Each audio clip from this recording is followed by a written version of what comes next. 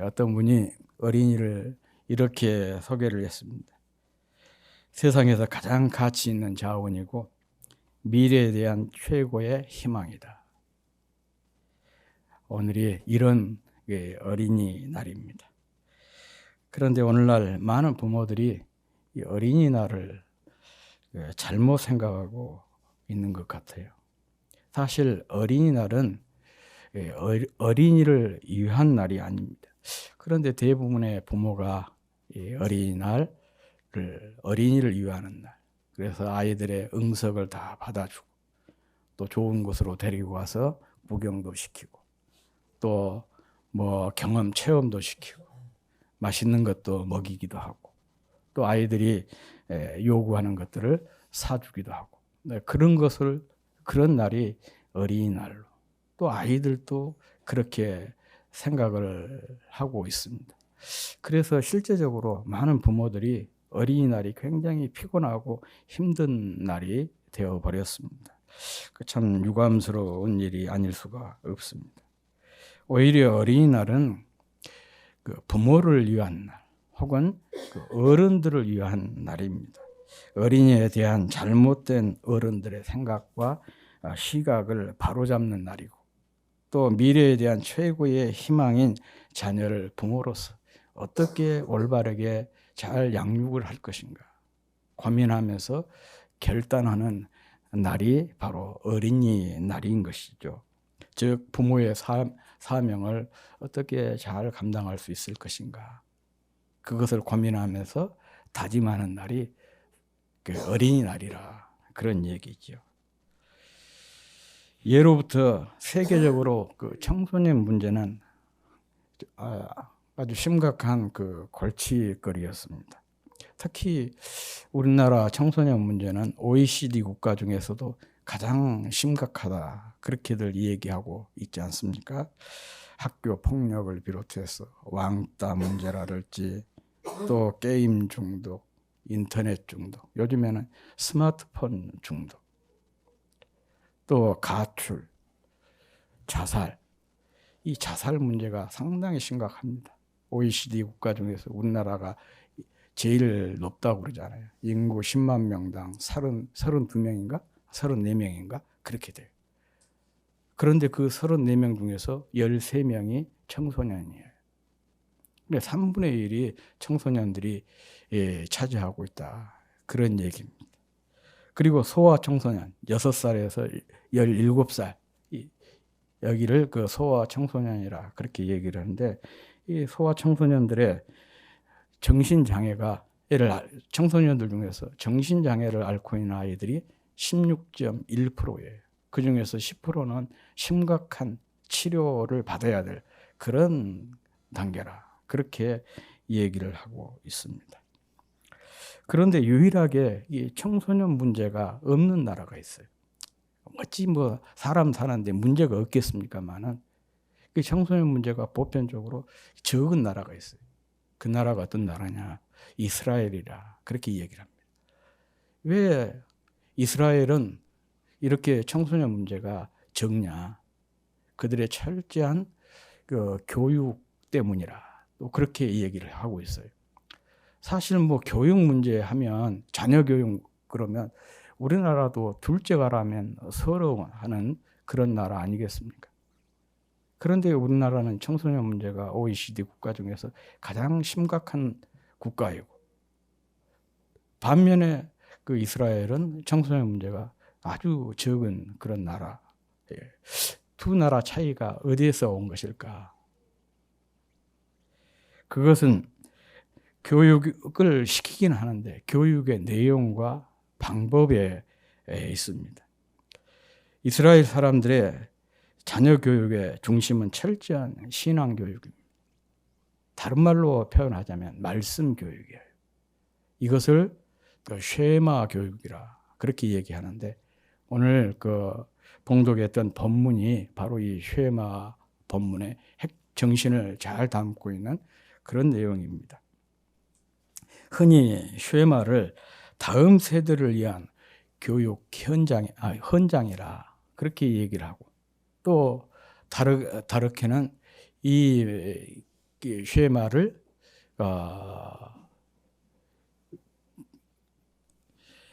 사명 선언문이라 그렇게 표현하기도 합니다. 한번 띄워주시면, 이게 히브리어 신명기 6장 4절 말씀 본문이에요. 쉐마 이스라엘 아도나이 엘로헤이누 아도나이 에하드, 그런 뜻이에요. 들으라 이스라엘아, 너희 하나님 여호와는 하나이신 여호와니라, 그런 뜻이에요. 아니 계속해서 보여주세요. 계속해서 보여주세요. 여기에 보면 첫 글자가 옛날 우리 글이 오른쪽에서 왼쪽으로 썼지 않습니까? 히브리어도 그렇습니다. 그래서 제일 첫 글자가 쉐마, 제일 위에 오른쪽에 있는 거. 제가 봤을 때 오른쪽이에요. 그리고 마지막 글자가 에하드라고 해서 아랫줄 왼쪽에 있는 거예요. 그런데 보면 여기에 굵은 글씨로 또 크게 쓰여져 있잖아요. 본문, 히브리어 본문도 저렇게 되어 있습니다. 이게 중요한 의미가 있어요. 이 영어 소문자 Y자처럼 생겼고, 또 마지막 글자는 우리말 기역자처럼 생겼잖아요. 그런데 이 두 글자를 합쳐놓으면 에드라고 해요. 에드라는 뜻이 뭐냐? 증인, 증언, 그런 뜻입니다. 그러니까 이 쉐마라고 하는 이 내용 속에는 뭐가 함의되어 있느냐? 증언, 증인, 증거라고 하는 의미가 함의가 되어 있어요. 그래서 우리가 성경을 듣는다, 말씀을 듣는다, 또 말씀을 읽는다, 말씀을 공부하고 가르친다라고 하는, 배운다라고 하는 것 속에는 항상 무엇이 전제가 되어 있냐? 배우는 것으로 끝나고, 말씀을 암송하는 것으로 끝나고, 듣고 묵상하는 것으로 끝나는 것이 아니고, 이것을 누군가에게 증거한다는 전제가 항상 함의되어 있는 거예요. 그래서 이스라엘 사람들은 이 하나님의 말씀을 먼저 부모가 잘 듣고 또 배우고 묵상하고 실천하면서 그것을 자기 자녀에게, 더 나아가서 다른 사람들에게 증거하는 그런 사명을 갖게 된 것입니다. 그래서 철저하게 자녀들에게 이 하나님의 말씀을 가르치는 것이 그들의 교육 내용입니다. 이 히브리어로 쉐마, 첫 글자 쉐마라는 뜻은 들으라고 하는 명령형이에요. 이 말은 나면서부터 죽을 때까지 들으라는 거예요. 무엇을 듣냐? 하나님의 말씀을 듣는 것이죠. 나면서부터 죽을 때까지, 또 나면서부터 죽을 때까지 이 하나님의 말씀을 들려줘라, 또 가르치라, 그런 의미인 것입니다. 이 쉐마 교육의 특징은 교육의 장소는 가정이고 교육의 주체는 부모입니다. 가정이라고 하는 것은 우리의 습관이 형성되는 곳이죠. 또 가정이라고 하는 것은 인간의 어떤 기본적인 행동 양식을 배우는 곳이고, 또 인격이 이루어지는 곳이 바로 가정입니다.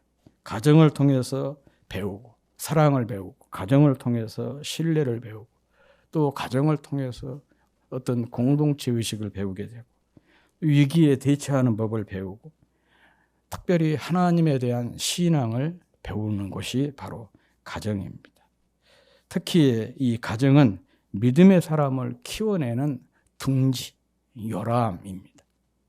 때문에 쉐마 교육은 이 가정을 굉장히 강조한 것이고, 그래서 이스라엘 사람은 가정을 교육의 제1차적인 기관이라 그렇게 인식을 합니다. 특별히 그들은 밥상머리 교육을 굉장히 중요하게 여겨요. 그래서 아무리 바빠도 꼭 공동 식사하는 시간을 갖게 되고, 그런데 그 공동 식사는, 가족 간의 공동 식사는 단순히 친교를 넘어서 바로 대화의 장소고 토론의 장소예요. 다시 말하면 교육의 현장, 가정교육의 현장으로 이라 그런 얘기입니다. 이렇게 가정교육을 중요하게 여기다 보니까 자연스럽게 가정 안에서의 부모의 역할이 강조될 수밖에 없는 거죠. 그래서 그 가정교육을 담당하는 사람이 누구냐? 부모가 되는 것입니다.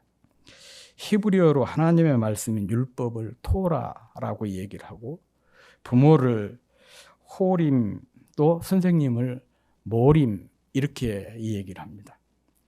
이 세 단어는 가르치다, 교훈하다, 어떤 모양으로 만들다는 뜻의 야라라고 하는 히브리어 단어에서 나왔습니다. 그러니까 이 세 단어, 토라, 모림, 호림, 이 세 단어가 어원이 같다, 그런 얘기죠.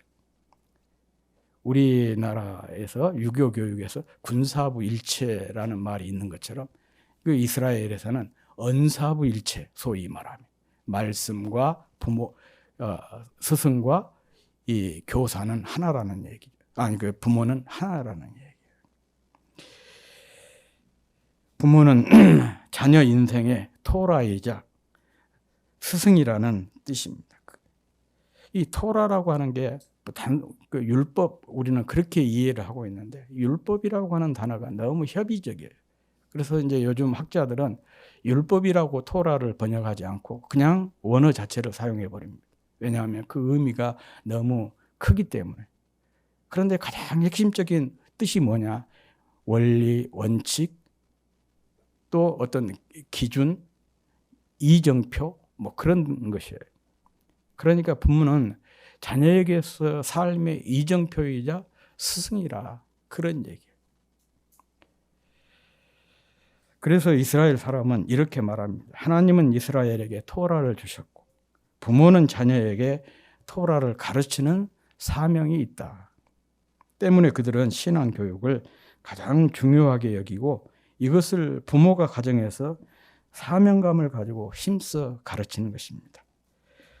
또한 히브리어로 어머니를 뭐라고 얘기하냐? M이라고 그래요. M. 그리고 여기서 믿음이라는 뜻의 에무나, 또 진리라는 뜻의 에메트, 또 신뢰라는 뜻의 아멘, 이런 세 단어가 나왔습니다. 그러니까 어머니라는 단어와 이 진리라는 단어, 또 믿음이라는 단어, 믿음, 신뢰, 이게 어원이 같다, 그런 얘기죠.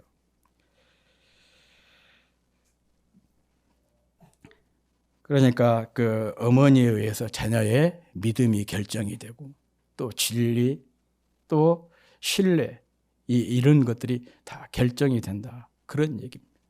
부모가 얼마나 중요한지. 그래서 부모가 정말 자녀들에게 모범이 돼서 잘 가르쳐야 된다는 것을 강조하는 그런 의미들입니다. 아마 그 카핑 베토벤이란 영화를 보신 분이 있을 것입니다. 그 영화에 보면 그 베토벤이 그 운명 교향곡을 그 작곡을 하고 그것을 이제 시연을 하게 되는데, 그 시연을 하기 전에 그의 그 악보를 정리하고 해주는 그 조수이자 제자인 안나 홀츠에게 이렇게 얘기를 해요. 자기 복잡한 감정을 이렇게 토로하는 그런 장면이 나오고 있는데, 참 그 영화에서 저는 그 서글픈 대사다, 슬픈 대사다, 그렇게 표현을 하고 싶은데요. 베토벤이 그런 얘기를 합니다. 하나님께서 자기 마음속에 음악으로 가득 채워주셨는데, 그런데 그 하나님이 자기를 귀머거리가 되게 만들었다는 거예요. 그래서 다른 사람이 다 들을 수 있는 자기의 음악을 자기 자신은 들을 수가 없게 되었다. 하나님이 친구라면서 어떻게 친구인 나에게 이럴 수가 있냐. 그러면서 하나님께 그 안나 홀츠에게 이 얘기를 해요. 이 말을 듣던 안나 홀츠가 그렇게 얘기를 합니다. 그러지만 하나님은 우리의 아버지십니다. 그래요. 이 아버지란 말 속에는 여러 가지 의미가 포함이 있겠죠. 아버지가 다 아신다. 또 그 속에는 아버지께서 특별한 어떤 뜻이 있지 않겠냐. 뭐 그런 의미들을 다 함의해서 표현한 거예요. 그런데 베토벤이 그 말을 듣고 더 화를 내요. 하나님이 아버지라고. 우리 아버지는 그 폭력적이고 술주정뿐이었다. 만약에 하나님이 아버지라면 나는 그런 하나님과 의절하겠다. 그렇게 얘기를 해요. 참 그 아픈 그 대사죠. 기독교 교육학에서 이렇게 얘기를 합니다. 우리가 하나님을 잘 이해하는데 참 중요한 것이 부모와의 관계다. 그렇게 얘기를 합니다. 자녀는 부모와의 관계를 통해서 하나님을 알고 이해하게 된다는 거예요. 그러니 부모와의 관계가 잘못되거나 왜곡되거나 또 부모가 없이 이렇게 과로 살아가는 사람들은 하나님에 대한 그 신뢰랄지 믿음을 갖기가 참 힘들다. 그렇게 이 얘기를 합니다. 왜냐하면 자녀는 부모의 뒷모습을 보고 자라기 때문에 그런 거 아니겠습니까? 뭐 제가 자주 저희 아버지 얘기는 했는데 저희 어머니를 보면서 저는 이런 생각을 했어요. 그 신앙 하나님이 어떤 분인가를 그냥 그렇게 받아들일 수가 있었어요. 저희 어머니는 항상 제가 모든 세상 어머니들이 다 그러겠죠. 항상 제가 우선이에요. 그 시골 살이를 하니까 얼마나 바쁘겠어요. 그런데 제가 오는 날에는 저희 어머니가 멀리 일하러 가지 않습니다. 저희 집 바로 옆에 있는 밭에서 일해요. 그래서 저를 받아 맞이하기 위해서. 그리고 또 제가 또 팥죽을 좋아하고 찰밥을 좋아하니까 그 바쁘면서도 그 팥을 삶고 그렇게 해서 그 손으로 이거 쓴 거 손 칼국수, 팥으로 만든 손 칼국수를 만들어 가지고 그것을 준비를 해놓고 또 그 찰밥을 해서 준비를 해놓고. 그런데 다른 식구들은 별로 안 좋아해요. 저만 좋아해요. 그런데도 제가 오는 날이면 항상 그렇게 준비를 해놓고 기다렸어요. 저희 어머니가 돌아가시고 이렇게 유품을 정리를 하는데 통장이 나오더라고요. 그래서 참 기대를 했어요. 통장에 돈이 얼마나 많이 있겠다. 많이 있으면 좋겠다. 그런 마음으로 통장을 딱 펼쳤는데 제가 크게 실망했습니다. 50만 원밖에 없었어요. 상당히 있을 줄 알았는데 그게 얼마 없더라고요. 그래서 쭉 내역을 보니까 돈이 어느 정도 모아지면은 그 인출을 한 거예요. 어떨 때는 100만 원도 50만 원도 그렇게 인출을 했어요. 아니, 노인이 그 돈이 어디에 쓸 데가 어디가 있었겠어요. 가만히 생각을 하니까 이것은 교회에 헌금했겠구나. 이제 그런 생각이 들고 그 생각을 하니까 가슴이 좀 뭉클해지더라고요. 왜 그러냐면 저희 어머니는 신앙생활 하면서 한 번도 자기 이름으로 헌금을 한 적이 없어요. 늘상 아버지 이름으로 하거나 제 이름으로만 했어요. 제가 이 얘기를 했어요. 헌금은 자기 이름으로 하는 것이지 남의 이름으로 하는 게 아니다. 불교 같은 데서는 그렇게 하지만은 기독교에서는 그렇게 한 거 아니고 자기 이름으로 하는 것이니까 꼭 엄마 이름으로 해야지 왜 내 이름으로 하고 아버지 이름으로 하냐. 제가 그렇게 얘기했어요. 소용없어요. 이거 난 나 맘대로 할 테니까 그런 소리 하지 마라. 생각해 보니까 그 헌금들이 개척교회를 섬기셨는데 그 헌금이 다 내 이름으로 했던 헌금들이에요. 제가 그때 러시아에 있을 때였거든요.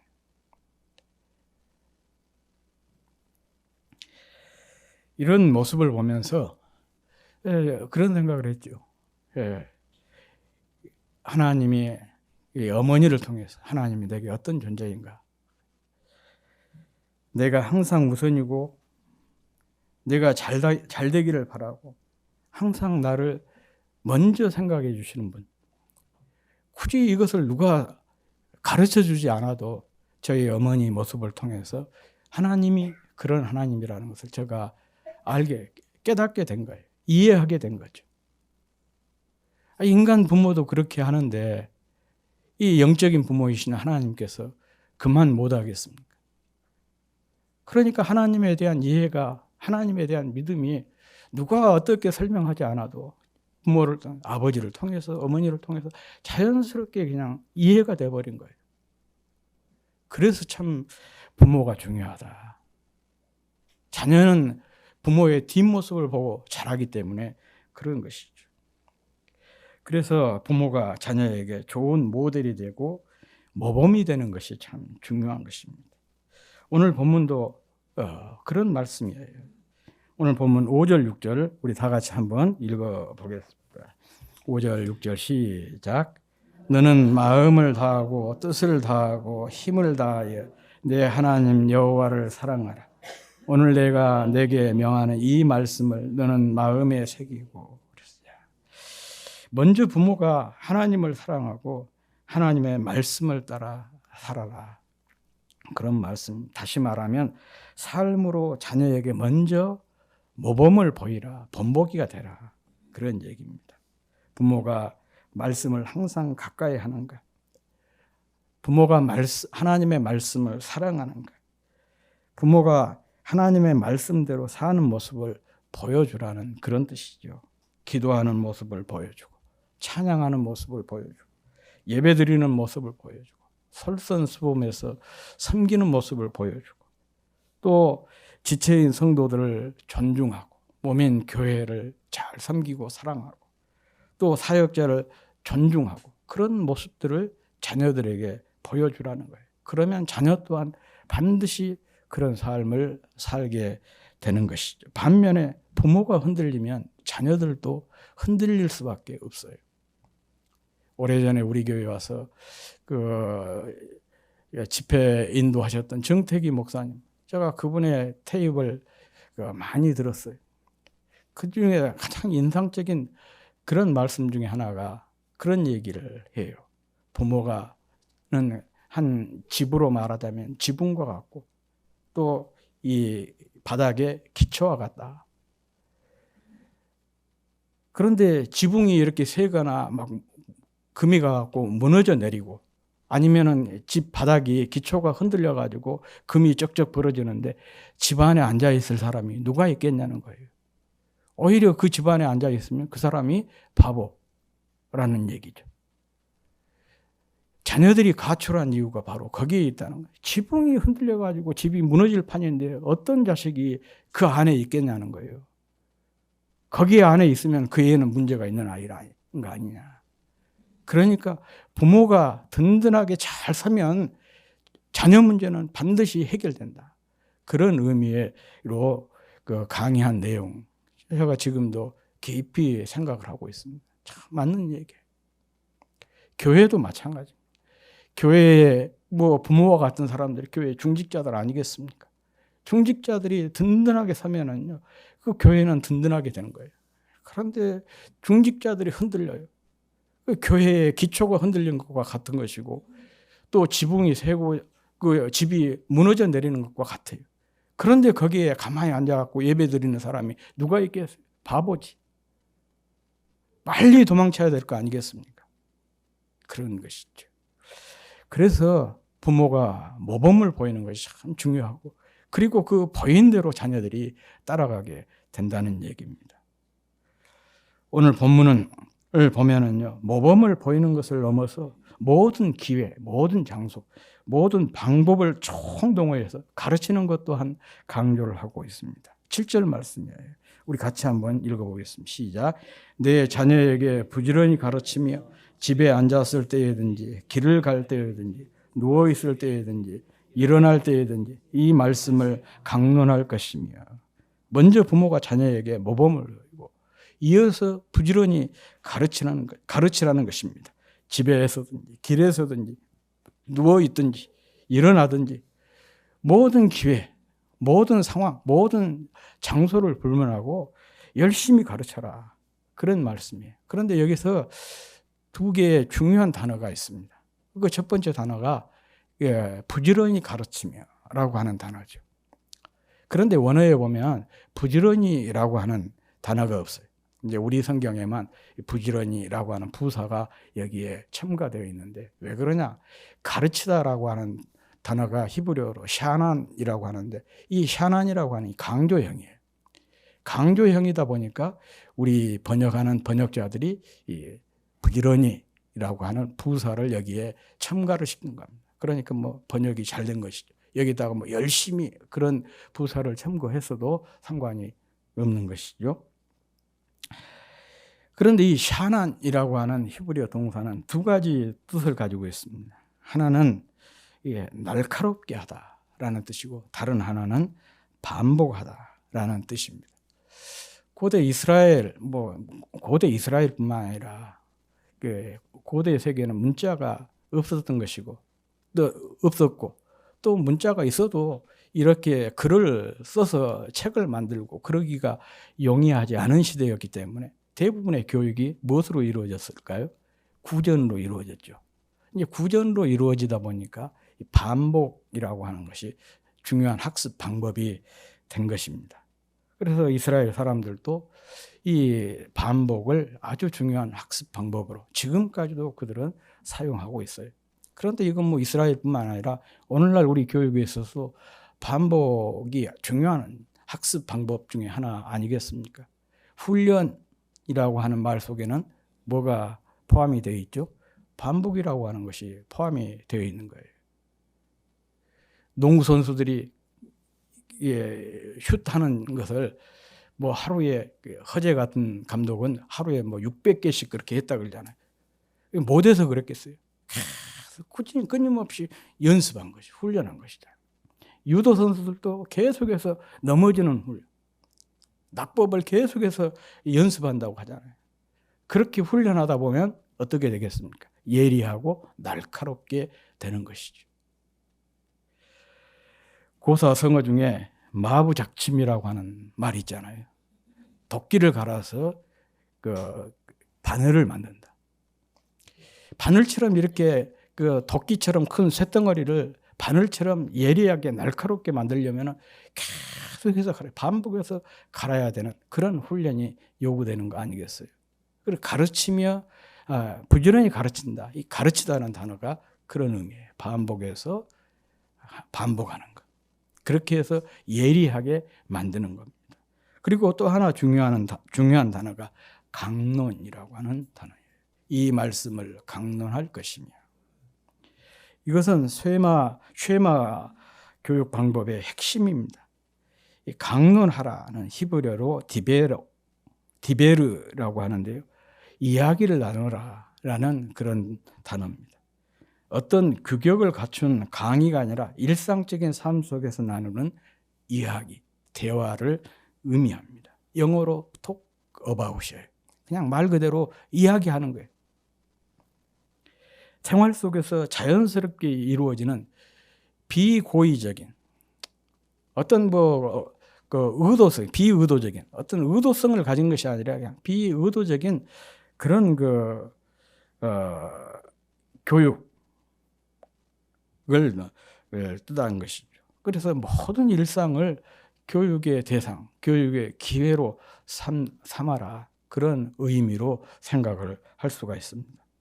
그래서 교육의 장소는 집안에서 든지 또 길을 갈 때이든지고 또 교육의 시간은 누워있거나 일어나거나 그런 것이죠. 삶의 모든 영역 속에서 신앙교육을 가장 우선순위에 두고 힘써라. 그런 의미인 것입니다. 그리고 또 8절 9절 말씀 한번 다시 다 같이 또 읽어보겠습니다. 시작. 너는 또 그것을 내 손목에 매어 기호를 삼으며 내 미간에 붙여 표를 삼고 또 내 집 문설주와 바깥문에 기록할지니라 라고 했습니다. 이 말은 모든 방법을 총동원해서 가르치라. 총동원해서 강론해라. 그런 의미입니다. 이스라엘 사람은 보통 4살에서 13살. 그러니까 우리 유치원에서 초등학교 1학년, 중학교 1학년, 약 한 10년 동안 이렇게 부모가 자녀들에게 신앙교육을 시킵니다. 그들에게 하나님의 말씀을 가르치고 또 말씀을 암송시켜요. 그래서 유대인 아이들, 이스라엘 아이들 중에서 아무리 머리가 나빠도 적어도 레위기는 다 암송을 한대요. 그리고 보편적으로는 모세오경, 창세기에서부터 신명기까지 이 5권을 다 외운다고 해요. 시도 때도 없이 부모가 아이에게 계속해서 반복해서 가르치다 보니까 아이들이 이 말씀을 다 외우게 되는 것이죠. 우리는 수학 문제 하나 더 풀도록 또 영어 단어 하나 더 외우도록 닥달하고 있을 때 그들은 하나님의 말씀을 외우게 하는 거예요.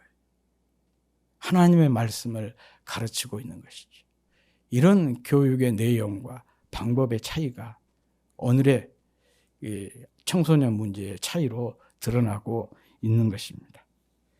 대부분의 부모가 자녀를 잘 먹이고 잘 입히고 잘 가르쳐서 좋은 대학을 가게 하고 또 좋은 직장을 갖게 하고 좋은 배필을 만나 일가를 이루도록 돕는 것을 목표로 삼고 있습니다. 이것을 위해서 혼신을 다하고 있습니다. 참 어떻게 보면 눈물겨운 일이죠. 그렇지만은 이것을 전부로 여긴다면 큰 오산이에요. 호모 불나라. 지난주에 제가 그렇게 말씀했죠. 인간은 거품이다. 이 세상 모든 것들은 거품이에요. 어느 순간 한순간에 거품처럼 훅 사라질 수가 있어, 꺼질 수가 있는 것이죠. 이렇게 힘쓰고 있었는데 한순간에 그 거품처럼 사라진다면 그 상실감이 얼마나 크겠습니까?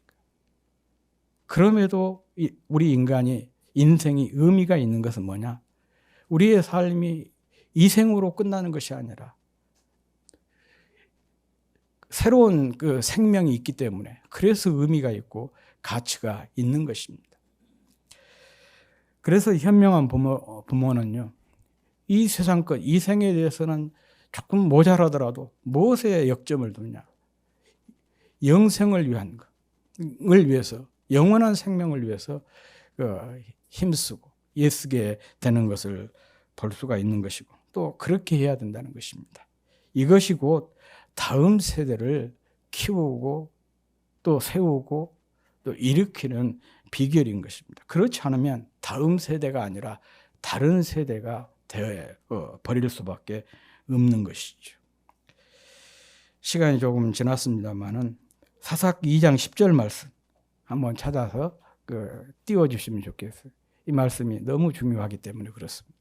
사사기 2장 10절 말씀은 사사시대가 실패로 끝난 원인을 하나로 압축해서 보여주고 있는 그런 말씀이에요.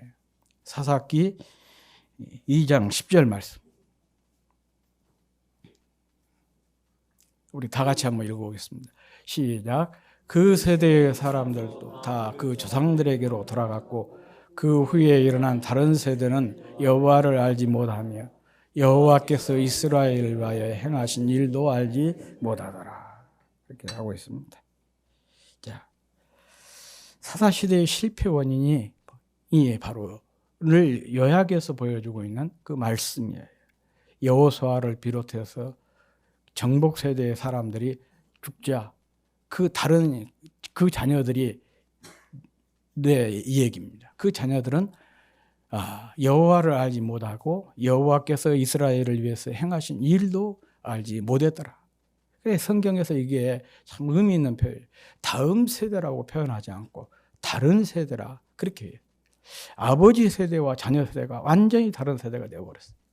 하나님을 알지도 못하고 하나님께서 그들을 위해서 행하신 일들도 알지 못한 그런 세대가 되어버렸다는 거예요. 그 이유가 뭐냐? 그 이유가 뭐겠습니까? 바로 부모 세대가 자녀 세대들에게 올바른 신앙교육을 제대로 시키지 못했기 때문에 이런 참사가 일어나게 된 것입니다. 왜 그들이 자녀들에게 이런 신앙교육을 제대로 못 시켰을까요? 아마 충분히 이유가는 있다고 생각을 해요. 그들이 했던 일이 뭐였어요? 가나안 땅 정복하고 그 땅을 분배하고 그래서 그들의 삶의 터전을 가꿨어요. 얼마나 힘들고 어려웠겠습니까? 그러다 보니까 자연스럽게 자녀들에게 신앙교육이 뒷전으로 물러나지 않았을까? 뒷전이 되지 않았을까? 그런 생각을 해볼 수가 있는 것이죠.